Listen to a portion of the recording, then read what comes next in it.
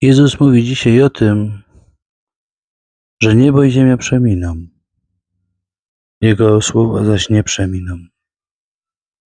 Chrystus jest tym, który chce dać Tobie dzisiaj tą pewność, że Jego słowo będzie zawsze słowem życia, że nigdy nie zginiesz, że śmierć nie ma nad Tobą władzy. Chrystus jest tym, który daje szansę do końca, do ostatniej chwili.